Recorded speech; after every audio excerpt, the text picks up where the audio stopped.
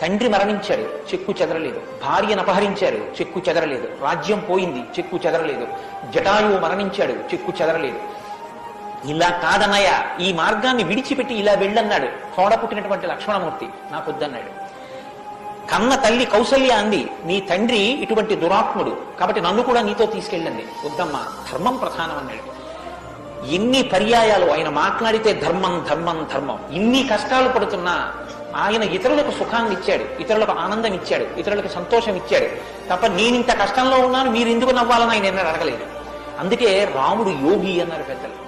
యోగి అంటే పైన ఎన్ని కష్టాలైనా రావచ్చు, కానీ లోపల మాత్రం తాను నిర్వికారంగా ఉంటాడు. అందుకే పుట్టినది కూడా నవమి తిథి నాడు పుట్టాడు మహానుభావుడు. 9 అంకెకున్న గొప్పతనం చూడండి. మీరు ఎంత పెట్టి 9ని హెచ్చ వేయండి, మళ్ళీ 9గా మారుతుంటుంది. సీతారామ కళ్యాణాన్ని చూసినంత మాత్రం చేత, కళ్యాణంలో ఉన్నటువంటి తలంబ్రాల అక్షతలు తల మీద వేసుకున్నంత మాత్రం చేత 3 రకములైనటువంటి అనుగ్రహం కలుగుతుంది. యజ్ఞం చెయ్యాలనేటటువంటి బుద్ధి కలిగి ఆ యజ్ఞం చేసినటువంటి కారణం చేత దేవతల యొక్క అనుగ్రహాన్ని పొంది అంతా కూడా వర్ధిల్లుతుంది. అలాగే ఐశ్వర్యము బాగా పెరుగుతుంది. 3 సంతానము కలుగుతుంది. కళ్యాణము వలన పొందనటువంటి ప్రయోజనము లోకంలో ఉండదు. అన్ని ప్రయోజనములు పొందవచ్చు. అంత గొప్ప ప్రయోజనములకు ఆలవాలమైనటువంటి సీతారామ కళ్యాణాన్ని వాడవాడలా నిర్వహిస్తారు.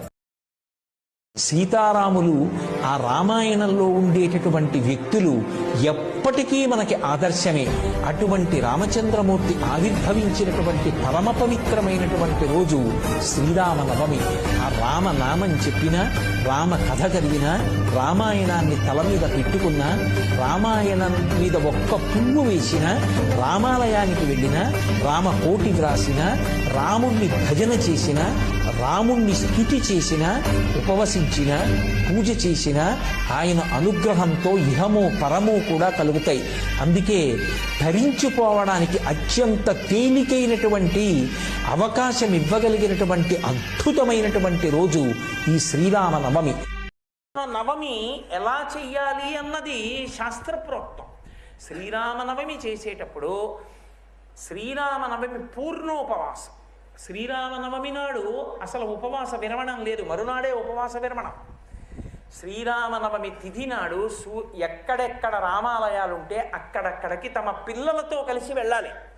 పెద్దవాళ్ళు ఎప్పుడో వెళ్ళడం కాదు, చిన్న పిల్లలతో వెళ్ళి కూర్చోవాలి. కూర్చుని భజన చెయ్యాలి. చేసి పెద్దలు వచ్చి రామచంద్రమూర్తి ధ్యాన శ్లోకాలు చెప్పి రామచంద్రమూర్తి యొక్క మూర్తిని, వైభవాన్ని వర్ణిస్తారు. వర్ణిస్తే ఆ వైభవాన్ని దర్శనం చేయాలి. ఒక్క రామనామం పట్టుకుని శ్రీరామనామం నిరంతరం పలికినంత మాత్రం చేత ఆ వ్యక్తి యొక్క పాపరాశి దహింపబడి ఉత్తమమైనటువంటి గతుల్ని పొందుతాడు.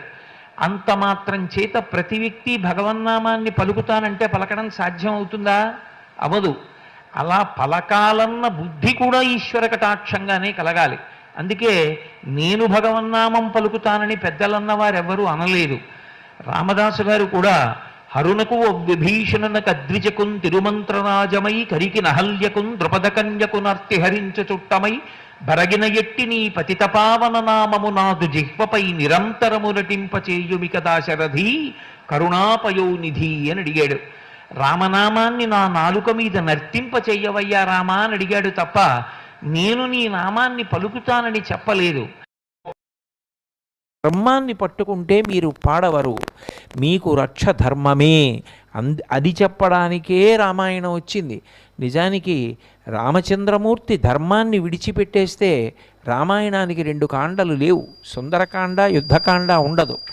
కిష్కింధకాండలో ఆయన సుగ్రీవుడితో స్నేహం చేసుకోవడం మానేసి వాలితో సంధి చేసుకుని ఉంటే వాలి చిటికె వేస్తే రావణాసురుడు సీతమ్మని తీసుకొచ్చి ఇచ్చేస్తాడు. అయినా అధర్మంలో ఉన్న వాలితో సంధి చేసుకుని నా భార్యని తెచ్చుకునే కన్నా కష్టపడి తెచ్చుకుంటాను తప్ప ధర్మం తప్పను అని ఆయన సుగ్రీవుడితో సంధి చేసుకుని ఆ సీతమ్మని మళ్ళీ తన భార్యగా పరిగ్రహించడానికి అంత కష్టపడి హనుమతో సందేశం పంపించి యుద్ధం చేయవలసి వచ్చింది.